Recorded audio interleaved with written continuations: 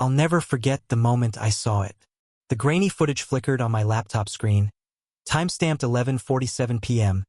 October 12, 2024. From the pet store's security cam in the back room, the vet's office where we'd taken our golden retriever, Max, 4 years. There she was, my wife, Lauren, 38, her blonde hair spilling over her shoulders, pinned against the exam table by Dr. Ethan fucking Caldwell. The smug vet with the chiseled jaw and too tight polo shirts. His hands were under her sweater, her legs wrapped around his waist. Their mouths locked in a kiss so hungry it made my stomach lurch. The audio was off, but I didn't need sound to know what was happening. She was cheating on me. My wife of 12 years, the woman I'd built a life with in Boise, Idaho, was screwing around with the guy who'd neutered our dog. I sat there, 42, a construction foreman with calloused hands and a mortgage, staring at the screen in our dark living room, the glow burning my eyes. I didn't scream. I didn't smash anything. I just clicked save, backed up the file to a USB drive, and slid it into my pocket. Evidence. Leverage. Whatever the hell it'd be, I'd figure that out later.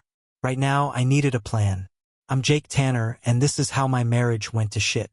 The next morning, I woke up on the couch, still in my work boots, the USB drive digging into my thigh through my jeans.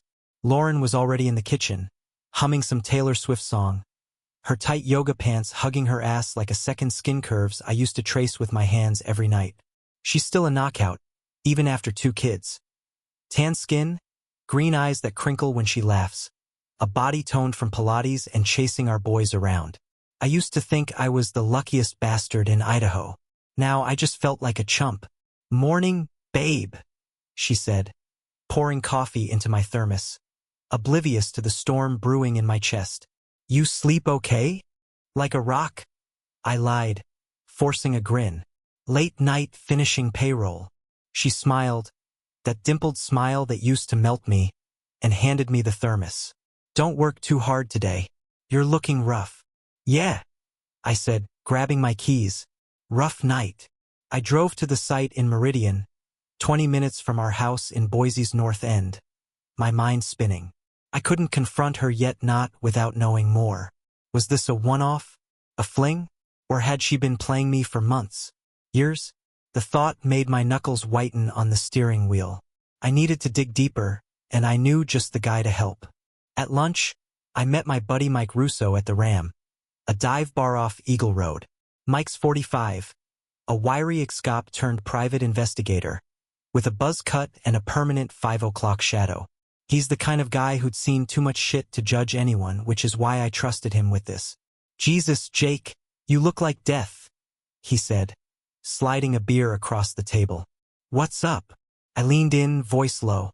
"I caught Lauren on camera last night. Pet store footage. She's banging the vet." Mike's eyebrows shot up, but he didn't flinch. "Caldwell? That pretty boy with the Tesla? Shit, man. What did you do?" "Nothing yet. Saved the video. I need you to tail her. Find out how deep this goes." He sipped his beer, nodding slow. "You sure? Once I start digging, there's no unseeing it." "I need to know," I said, my jaw tight. "Everything." "All right, gimme a week. I'll get you dates, places, whatever's there. But Jake didn't do anything stupid till I'm done." I smirked, bitter. Stupid's already done. She fucked me over first. That night, Lauren's best friend, Sarah Jennings, came over for wine. Sarah's 40, a real estate agent with a fake tan and a laugh loud enough to wake the dead. She's got dark curls and a curvy figure she shows off in tight dresses, eye candy. Sure, but too high maintenance for my taste. She and Lauren have been thick as thieves since college, always giggling about girls' nights that'd stretch past midnight. Now, I wondered how much she knew. I played it cool, grilling burgers in the backyard while our boys, Ethan 10 and Noah 8, chased Max around. Lauren and Sarah sat on the patio, sipping Pinot Grigio, their heads close like conspirators. "So, Jake," Sarah called, her voice teasing, "you ever gonna let Lauren off the leash? She's been dying for a weekend away." I flipped a patty, glancing at Lauren. "She's free to do whatever she wants. Always has been." Lauren laughed, brushing her hair back, her cheeks flushed from the wine. "Oh, please. You'd miss me too much." "Would I?" I shot back, keeping my tone light but letting the edge slip through. Her smile faltered, just for a second, before Sarah jumped in. "See? He's fine. Let's book that spa trip to McCall. Hot tubs. Massages girl time." "Yeah," I said, plating the burgers. "Sounds like fun." I watched Lauren's face, searching for a crack, but she just sipped her wine and changed the subject. Later, after Sarah left and the boys were in bed, Lauren slid onto the couch next to me, her bare legs brushing mine. She smelled like lavender and booze, her tank top clinging to her chest in a way that'd normally have me pulling her close. Tonight, it just made me sick. "You okay?" she asked, resting her head on my shoulder. "You've been quiet." "Tired," I said, staring at the TV. "Long day." She traced a finger along my arm. "Anything I can do?" For a split second, I wanted to grab her, shake her, scream. Asterisk, why him? Why not me? Asterisk, but I swallowed it. "Nah, just need sleep." She kissed my cheek, soft and warm. "Love you, Jake." "Love you too," I muttered, the words tasting like ash. Mike delivered 3 days later. We met at a truck stop off I-84, him sliding a manila envelope across the bench. "You're not gonna like this," he said. Inside were photos. Lauren and Caldwell at a coffee shop in downtown Boise, her hand on his arm. Them ducking into his Tesla outside the pet store. A shot of her leaving his condo on Fairview Avenue at 6 a.m., hair mussed, wearing the same clothes from the night before. Dates stretched back 2 months. Receipts 2 dinners at Barbacoa. Drinks at the Mode Lounge. She told me she was with Sarah or at yoga. Lies, all of it. "She's slick," Mike said. "Uses cash, no texts I could pull. But it's regular twice a week, sometimes more." I flipped through the pics, my chest tight. Condo's his. Rented. Lives alone. Divorced last year, messy split. Ex took the kids to Seattle. "Anything else?" Mike hesitated. "Yeah.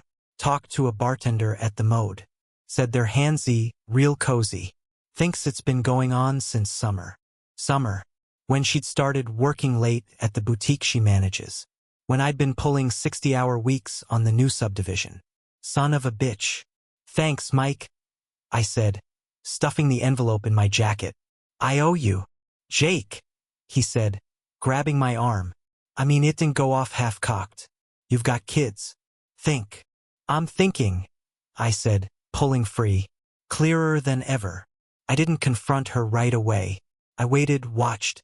She kept up the act, kissing me goodbye, texting me memes, fucking me like nothing was wrong. It was almost impressive, how good she'd gotten at lying. Almost. Then came Halloween. The boys were trick-or-treating with friends, and Lauren said she'd meet a client at the boutique. I called bullshit. Told her I'd be at the Ram with Mike. Instead, I parked my F-152 blocks from Caldwell's condo, hoodie up, and waited. At 8:15, her Subaru pulled in. She stepped out, wearing a black dress that hugged her hips, her legs long and smooth in heels dressed for him, not some client. Caldwell met her at the door, pulling her inside fast. I gave it 10 minutes, then walked up, USB drive in my pocket, heart pounding. I didn't knock. Found a window cracked open around back, slid it up, and climbed in. The condo smelled like cedar and sex. I heard them upstairs laughter, then moans. My blood boiled, but I stayed quiet, creeping to his office. Plugged the USB into his desktop, uploaded the pet store video, and set it to loop on his screensaver. Let him find it later. Then I heard footsteps. Froze. It wasn't Lauren, it was Caldwell's sister, Kristen, who I'd met once at the pet store.